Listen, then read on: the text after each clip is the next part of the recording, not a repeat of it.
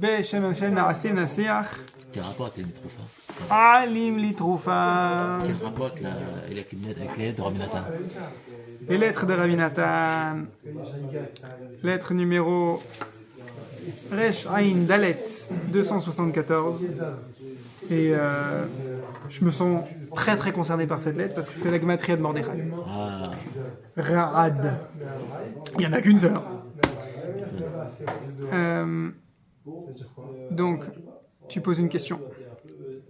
Pourquoi est-ce que Kadosh Baruch Hu, entre guillemets, il se prend la tête à trouver 400 ans et il grappille. Là, il y en avait depuis la naissance de Yitzhak Avinu jusqu'au moment où on est sorti. Bon, il n'y a pas eu exactement 210 ans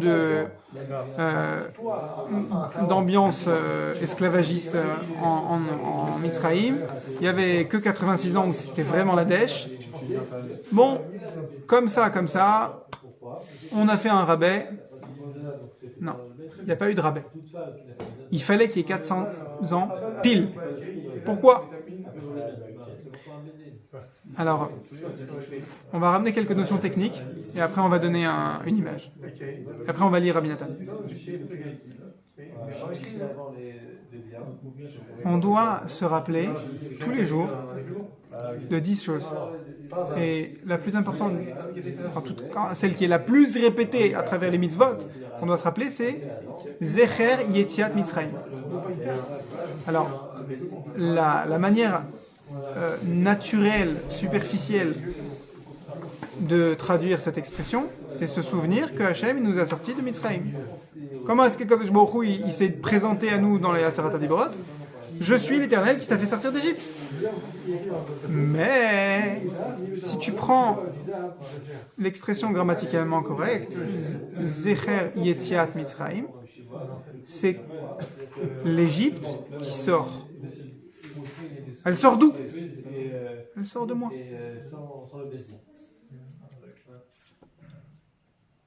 C'est quoi l'Égypte ? C'est quoi Mitzrayim ? C'est la notion de limite, d'être enfermé. Être enfermé, c'est un mensonge. Je ne suis pas enfermé. Je suis une Neshama. Et par définition, une Neshama, c'est un pouvoir, une puissance infinie. Mais Adam Arishon, la première Neshama, a fait l'erreur de ne pas comprendre. Hachem l'a fait passer par ce panneau, il s'est mangé un panneau, Adam Arishon, de ne pas comprendre la portée infinie de sa Neshama. Avec toute la réserve qu'on doit avoir en tête quand on parle de Adam Arishon ou n'importe quelle personne qui est tellement antérieure à nous, on ne prétend pas le juger. Mais la leçon qu'on doit tirer pour nous-mêmes de cet épisode de Adam Arishon et de son passage en Mitzrayim et du fait que nous on doit œuvrer à sortir de Mitzrayim, c'est que Adam Arishon il a passé 130 ans à perdre des forces spirituelles. Et où est-ce qu'il était géographiquement quand il a perdu ses forces spirituelles, quand il s'est séparé de sa femme pendant 130 ans? Il était en Mitzrayim. Et les forces spirituelles qu'il a perdues, on va dire que c'est des Schmilblick, Schnurf, machin chose, c'est des unités de Neshama. Donc, je ne sais pas comment ça s'appelle une unité de Neshama, ça ne s'appelle pas des centimètres ou des millimètres, ça ne s'appelle pas un révite. On dit des nitzotzot, mais ça ne nous avance pas beaucoup. Elles avaient besoin de 400 ans pour être purifiées depuis l'état de perdu par Adam Arishon jusqu'à l'état de prête à être sortie de Mitzrayim. Ce processus de purification, il prend 400 ans. Sauf que on n'était pas prêt à attendre 400 ans. Donc il fallait trouver un moyen, entre guillemets, mathématique, de réduire la note. Mais monte et descend, ces étincelles spirituelles, qu'on n'arrive pas à définir, parce qu'on n'est pas des Mekoubalim, elles ont besoin d'un temps incompressible d'un processus incompressible de purification. Maintenant, on va donner un machal qui sera beaucoup plus parlant. À quel âge est-ce qu'un enfant juif devient adulte? 13 ans. C'est incompressible. Tu prends le plus grand tzaddik, le plus précoce qui soit, il n'est pas bar mitzvah avant 13 ans. Il y a un Rav Yonatan Ebeshitz Zatzal qui est connu pour avoir été particulièrement précoce. Il avait, je crois, même pas 10 ans. Il maîtrisait déjà des sujets de Dayanut, juge rabbinique, qui faisait que d'autres juges rabbiniques sont venus le consulter. Une fois, il y a une délégation de Dayanim qui vient poser une sheila compliquée à Rav Yonatan Ebeshitz qui n'était pas bar mitzvah. Ils arrivent à... c'est quoi la ville de Rav Yonatan Ebeshitz, je ne sais pas à l'époque, où est-ce qu'il était enfant, à Worms ou dans un pays ashkénaze. Et il trouve un enfant en train de chevaucher une chèvre. Et il lui demande dis-moi, jeune enfant, où se trouve la maison du Gaon Kvod Rav Yonatan Ebeshitz, dont on a entendu les louanges? On a une sheila difficile à lui poser. Ah, là-bas, troisième maison, là-bas, tourne à droite et au fond de la passe. Ok, alors ils y vont. Lui, il veut se payer leur tête, parce que c'est un enfant, il aime jouer. Alors il prend sa chèvre, et il galope. Il arrive dans sa maison, et il s'assoit genre sur sa chaise toute honorable de grand rabbin. Et la délégation rabbinique arrive, et ils sont à la renverse. Quoi? Mais c'est toi le grand rave? Écoute, j'ai 9 ans. Il faut bien que je joue. J'ai besoin encore de jouer. Je suis un enfant. Mais il se trouve que je maîtrise Roshen Mishpat comme le dos de ma main. Donc oui, je peux répondre à votre sheila. Mieux que vous, ou tout grand dayanim que vous êtes. Mais il n'est pas bar mitzvah. Alors, est-ce que ça pose un problème à la rique de poser une sheila à quelqu'un qui n'est pas bar mitzvah? Je ne sais pas. Mais c'est incompressible. Il n'est pas bar mitzvah. Quand bien même on avait le meilleur rave de tous les temps, Moshe Rabbeinu, il n'y a pas de meilleur thérapeute que Moshe Rabbeinu. Quand bien même, c'est incompressible. Tu ne peux pas aller plus vite que la musique pour purifier les neshamot qui étaient en Mitzrayim. Et c'est quoi cette purification? C'est que le mensonge de Mitzrayim, c'est-à-dire qu'on peut enfermer, limiter une neshama, il est encore présent dans le da'at des Juifs qui sortent de Mitzrayim. De manière technique, les 1/5, les 20% dans l'avis le plus généreux de Juifs qui sont sortis, les 600 000 neshamot qui sont sortis de Mitzrayim, c'était le peu de pourcentage de Juifs, de neshamot, qui avaient été suffisamment purifiés du mensonge de Mitzrayim pour être prêts à recevoir la Torah.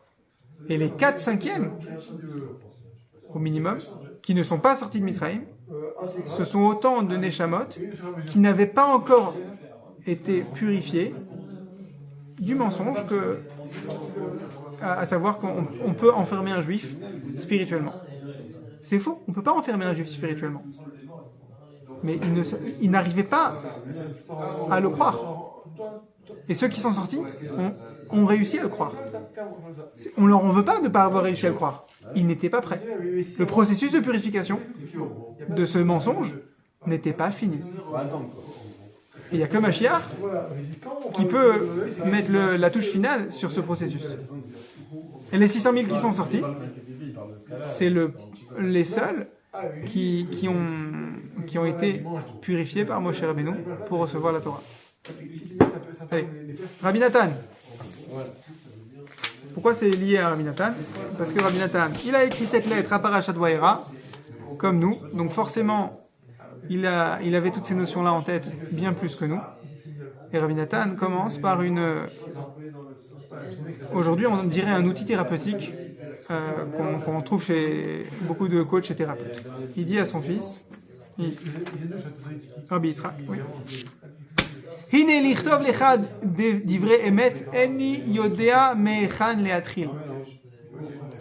Quand tu veux sortir du Mitzrayim, de ton Égypte personnelle, il faut d'abord reconnaître, on dit en termes de psychothérapie aujourd'hui, reconnaître ton impuissance.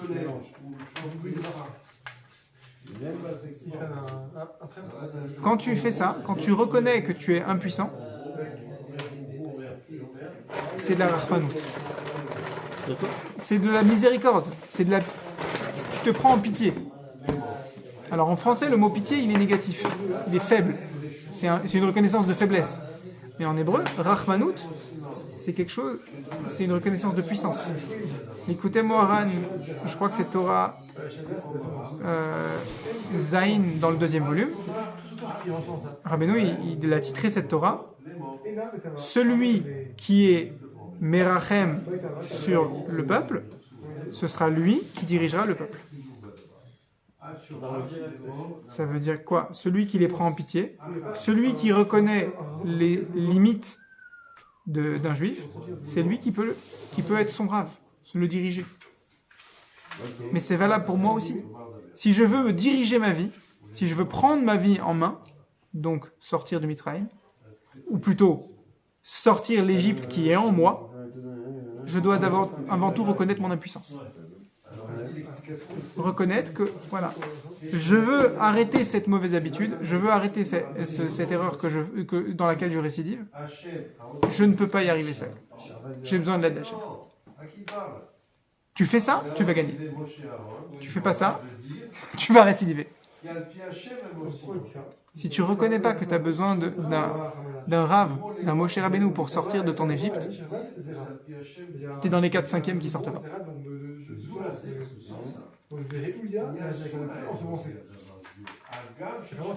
Deux.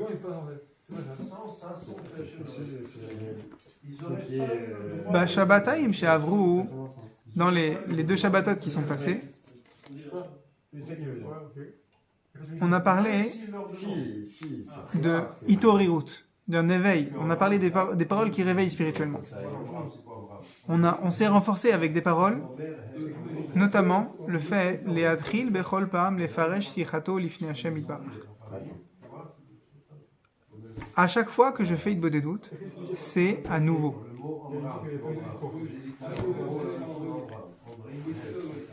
Quand tu parles à Kadosh Baruch Hu, tu parles au Boré Olam, au Créateur.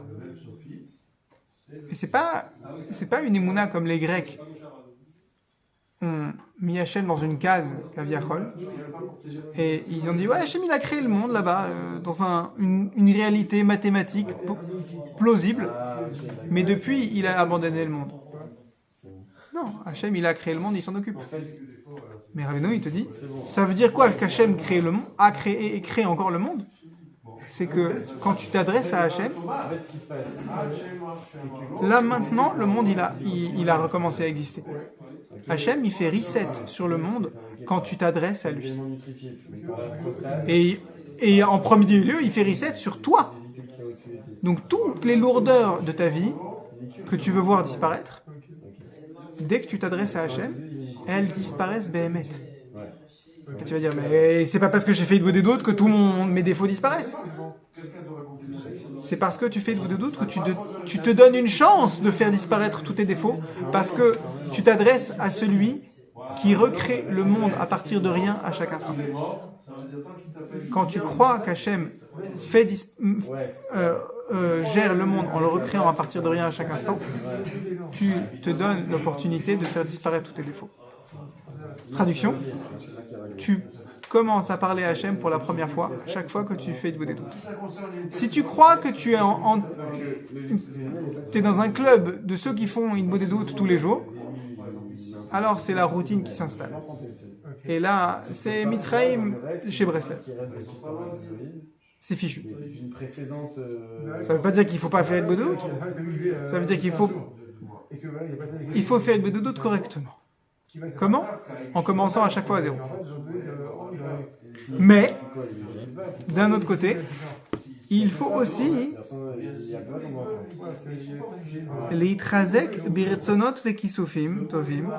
Il faut aussi se renforcer en bonne volonté, c'est-à-dire renforcer tes volontés positives, comme on avait dit jusqu'avant, dans La princesse disparue. Ou la rgilatzmo le fartam befe malé. On avait dit que l'habitude, les argil, c'est pas bien. Oui. S'habituer, être routinier dans ta émouna, c'est pas bien. Mais avoir une routine, c'est-à-dire avoir une maîtrise, une dextérité dans la doute, ça c'est bien. Comment ça se fait que tu sais faire tes lacets les yeux fermés? Parce que tu es expert, tu as une dextérité. Comment ça sert à quoi d'être expert dans les doutes? Ça sert à ce que même quand tu te sens pas bien, quand quelqu'un a réussi à te déprimer, tu sais que tu vas dégainer la des doutes comme une épée et tu vas sabrer toute ta tristesse.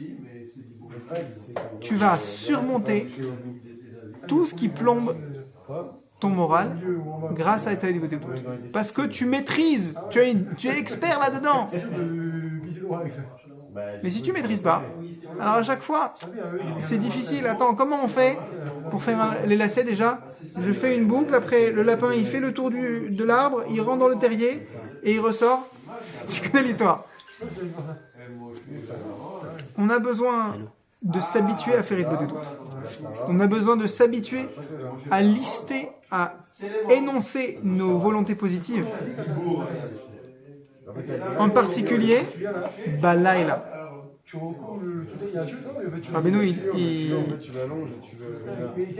Rabbi Nathan, il va citer le Teilim 77, Ain Zain,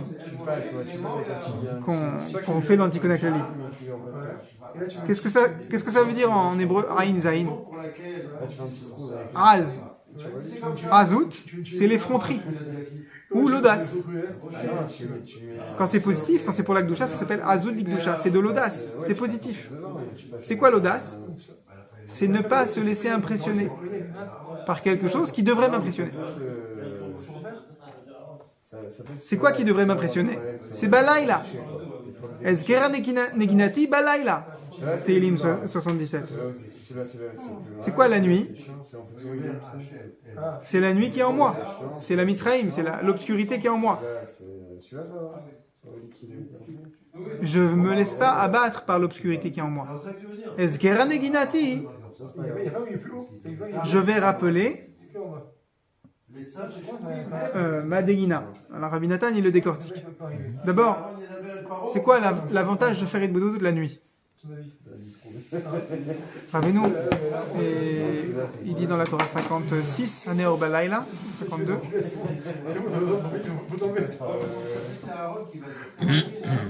Quand il fait nuit, le monde est calme, plus calme que le jour.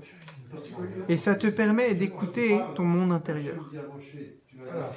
Et quand bien même ton monde intérieur te fait peur, parce qu'il y a beaucoup de choses à nettoyer, c'est beaucoup plus facile de l'écouter que quand il fait jour et qu'il y a tout le métro boulot dodo, toute l'activité humaine, tout le vacarme, la pollution sonore, spirituelle, qui t'empêche de bien évaluer où sont les problèmes de ta vie et comment les régler. Ça, c'est un avantage de la nuit. D'un autre côté, la nuit, c'est quoi? C'est ce qui te fait peur. On n'a pas besoin d'être adulte pour, on va dire, ne plus avoir peur du noir. On a tous toujours peur du noir. C'est quoi le noir dont on a peur? C'est le noir qui est en moi. L'obscurité qui est en moi. Quand je vois une maison où il n'y a pas de lumière, c'est pas grave, je vais y aller quand même.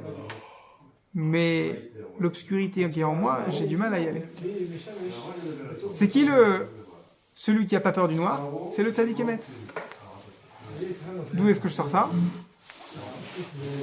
Quand Hachem s'est manifesté au Béni Israël, il s'est manifesté à travers un nuage, une colonne de nuages noirs, Ha'arafel.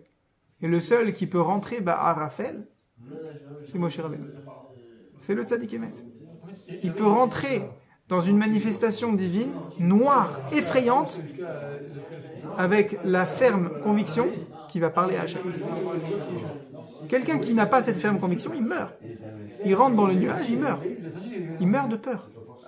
Il va peut-être pas tomber raide mort sur le coup, mais il ne va pas se connecter avec Akadosh Baruch Hu parce qu'il n'a pas la conviction qu'il y a du bien en lui.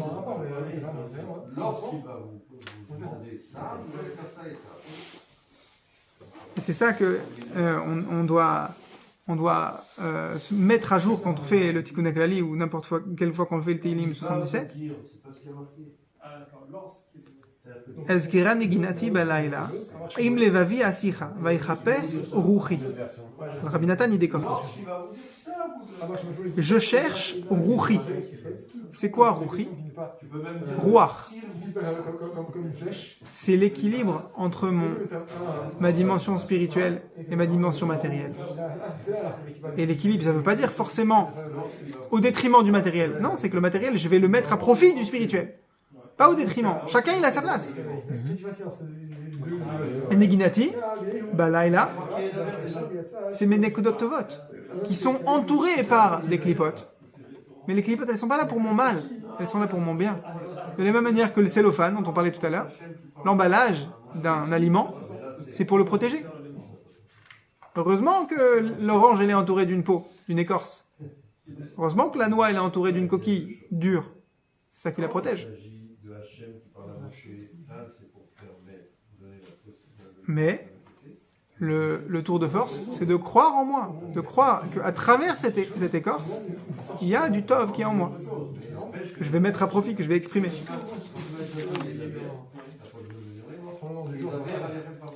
Et tzarich lomar bechol pa'am matay yagiu ma'asai lema'aseh avotai ki adayin yesh tikva. Quelle que soit la situation la pire au monde, comme on avait dit, quelqu'un Barminan il a commis un meurtre volontairement, un homicide volontaire. Il pourrait se dire c'est fichu, je suis étiqueté, je ne peux pas me voir autrement que comme un assassin. Rouchi, c'est le Cheshbon Nefesh.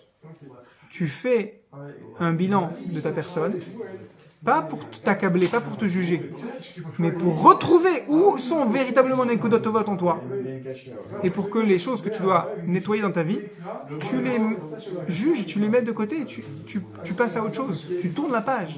C'est à ça que ça sert un Cheshbon Nefesh, à tourner la page. Même si la page à tourner, elle est très très très très difficile. Chaque juif, il doit se dire Matai Yagiu. Je dois viser cette perfection, ce jackpot spirituel, qui n'est pas quelque chose hors d'atteinte. Quand est-ce que mes actions seront comme les actions d'Abraham, Isaac et Jacob? Jamais un juif ne peut se disqualifier de viser l'excellence spirituelle. C'est faux, c'est un mensonge. C'est ça Mitzrayim. Et pour ça, pour sortir de Mitzrayim, il faut qu'Hachem il mette en spectacle des makotes tout feu tout flamme. Pour que le juif il voit que Hachem s'attaque à des murs transparents qui l'enferment. Parce que ces murs ils sont béhémeth transparents, ils sont faux, c'est de la fumée. Mais quand bien même ils sont faux, il faut qu'Hachem déploie des artifices pour s'y attaquer avec beaucoup de flonflons, beaucoup d'aspects qui sont impressionnants, pour que je commence à croire que le mur a été attaqué par Hachem. Il n'y a pas de mur, Bichlal. Je ne suis pas enfermé, je suis un Neshama, je suis infini. Je ne peux pas être enfermé. Mais j'y crois encore que je suis enfermé. Et la Rabbi Nathan, il va dégainer un klal de Rabbeinu.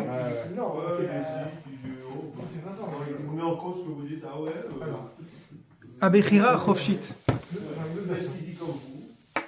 Nous sommes libres. C'est quoi être enfermé en Mitzrayim? C'est ne pas être libre. Un esclave, il n'est pas libre.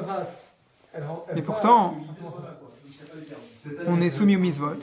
Donc on est dans un contrat de Srar Veonesh. On est redevable. Donc on a une récompense parce qu'on est libre de choisir de faire les mitzvot. Et on a une punition, entre guillemets, un Onesh, parce qu'on est tenu responsable de nos actes. À part le côté infantilisant, ça veut dire qu'on est libre.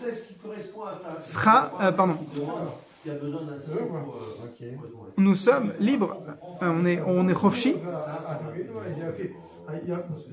Ça veut dire quoi? Ça veut dire que même si quelqu'un il est au plus bas niveau, il est B, comme dit Rabbi Nathan en citant le Zohar, Bediuta Atartona. On est au plus bas niveau.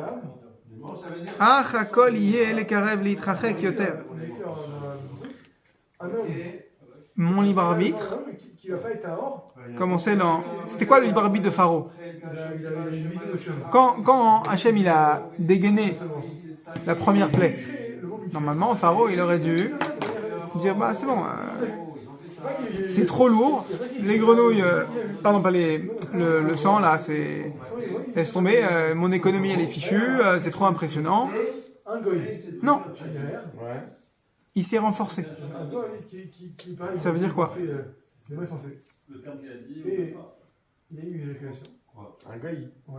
Il allait céder, mais il s'est renforcé à tenir tête à la demande que Moshe Rabbeinu lui présente.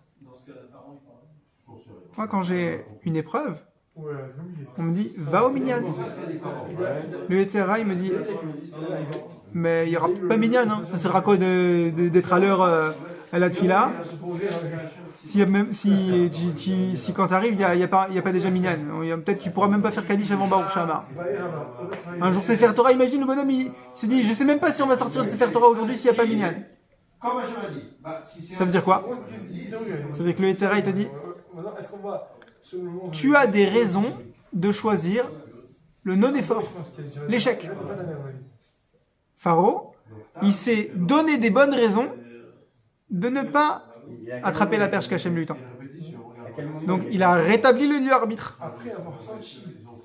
On est tous à chaque instant dans une position de libre arbitre.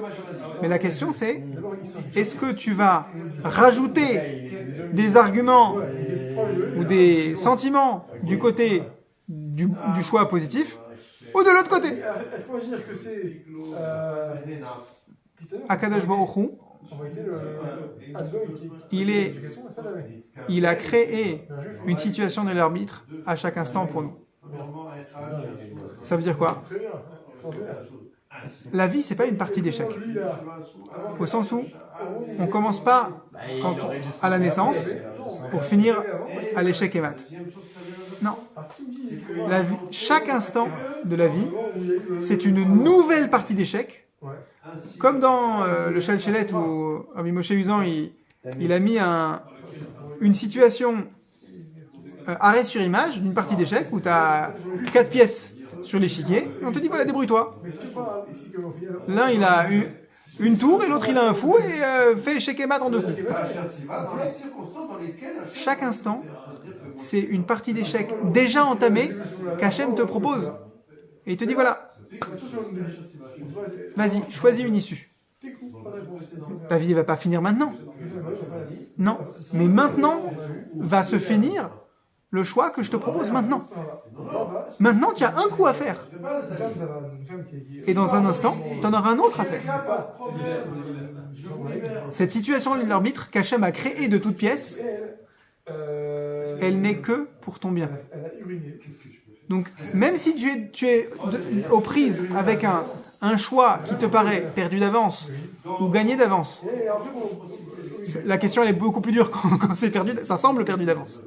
C'est bon, j'arrive pas, le bonhomme il m'a mis le couteau sous la gorge, j'ai des factures à payer et on m'a proposé de l'argent sale. Oh là là, c'est trop difficile de résister, je vais le prendre. Ok, et ben, le bonhomme, le juif, il se dit, il va le prendre. D'accord, mais tu peux le prendre en regrettant. En regrettant de prendre de l'argent sale. Au lieu d'être content d'éponger tes dettes, tu peux regretter de prendre de l'argent sale, te concentrer sur ça. C'est très bien.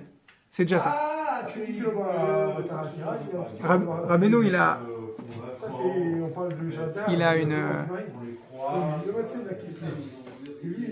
un enseignement qui est très, très, très exigeant, très ambitieux.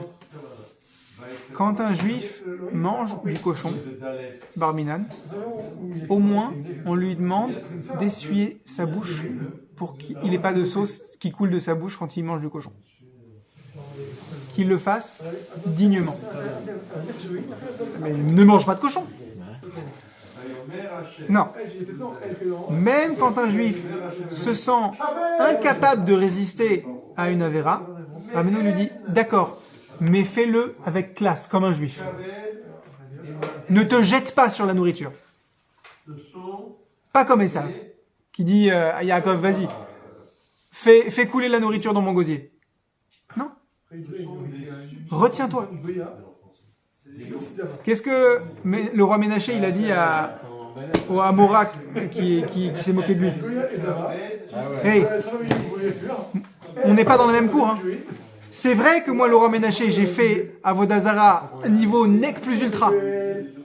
Mais quand je faisais Avodah Zara, quand j'allais faire Avodah Zara, je me retenais d'y aller en courant. Mais je ne pouvais pas me retenir. C'était trop fort. C'était évident que j'allais faire Avodah Zara, mais au moins j'y allais pas en courant. Je freinais mes pas qui me guidaient vers le fait de faire idolâtrie. C'est ça qui lui répond. Toi, si tu avais été à mon époque, t'aurais relevé les pans de ta robe de rabbin, de ton habit de rabbin, pour y aller en courant. Au moins, après 120 ans, moi, j'ai de quoi me défendre. Chaque instant de ton libre arbitre, il a été fait sur mesure par Hachem, et on te demande juste, même si tu sens que c'est perdu d'avance, on te demande juste de grappiller ce que tu peux du libre arbitre. Chaque instant de ton libre arbitre. Il est fait sur mesure par Hachem, et même si tu as l'impression que c'est perdu d'avance, sache que Hachem, il attend de toi. Imagine, c'est évident que tu vas avoir échec et mat dans une partie d'échecs. Eh ben, essaye de gagner, de retarder ta défaite. Tu vas dire, mais je suis en train d'agoniser. J'aime pas agoniser. Essaye de pas perdre, de perdre avec classe, de résister. T'as Magnus Carlsen devant toi, évidemment que tu vas perdre. C'est échec et mat clair. C'est le champion. Bon. À l'époque incontesté. Mais si tu résistes 4 coups contre lui, bah c'est mieux que 3. Alors oui, si tu perdre en 4 coups aux échecs, c'est battu à plat de couture. Mais si tu arrives à lui prendre un pion, eh ben c'est bien. Si tu arrives, même si tu as pris 0 pion, mais tu résistes 5 tours au lieu de 4, bah voilà, tu seras fier de toi. Le Yetzer Hara, c'est un malach de feu. Il est beaucoup plus fort que Magnus Carlsen. Si tu réussis à résister un tour de plus, il y a de quoi glorifier Akadosh Baruch Hu. Et Hachem, il se glorifie de toi. Et ça, c'est uniquement les karev, vélo, les rachek yoter. Tu te sens loin d'Hachem? Jamais Hachem, il te met dans une situation de libre arbitre qui est pour t'éloigner. Et quand bien même tu as l'impression que c'est impossible de résister au Yetzer Hara, sache que Hachem, il t'a mis dans cette situation uniquement pour te rapprocher à lui. Même si tu as l'impression que c'est impossible que je sorte de cette Égypte. Hachem, il faudrait qu'il déploie pas une maca, pas 10, 1000 macotes, il faudrait qu'il déploie pour que je commence à sortir de mon Égypte. D'accord. Quand même, essaye de freiner la descente. Yiratson Shiniske, pas de sortir d'Égypte parce que c'est évident qu'Hachem nous sort de notre Égypte. Shiniske, de participer à notre sortie d'Égypte. Alors qu'est-ce qu'on peut faire pour sortir, pour amener Mashiach? On va rappeler le mashal du Baal Shem Tov. Qui demande, quelqu'un lui demande où est-ce qu'il en est Mashiach? Et le Baal Shem Tov répond, tout le Ham Israël, il est dans un carrosse qui est en direction de Mashiach. Et on est dans le carrosse, tous les Béni Israël sont dans le carrosse. Et le Tzadik Emet, le Moshe Rabbeinu de la génération, c'est le cocher qui est en train de fouetter les chevaux pour les faire aller plus vite. Et la pente que le carrosse est en train d'évaler, elle est presque verticale. Donc les chevaux, ils sont en train d'aller très très très très vite vers Mashiach. Presque ils sont en chute libre, c'est presque inutile qu'ils galopent. Et quand même, le tzaddik, il est en train d'encourager les chevaux à aller plus vite. Et nous, qu'est-ce qu'on peut faire pour encourager le shmiblik, pour qu'on se rapproche de Mashiach? On est dans le carrosse et on pousse le mur avant du carrosse. Mais ça sert à rien, te dira le Yetzer Hara. Hachem, il te demande de pousser le mur avant. Tu comprends pas à quoi ça sert. Mais il te demande de le faire. T'occupe si ça sert à quelque chose ou pas. Hachem, il te demande.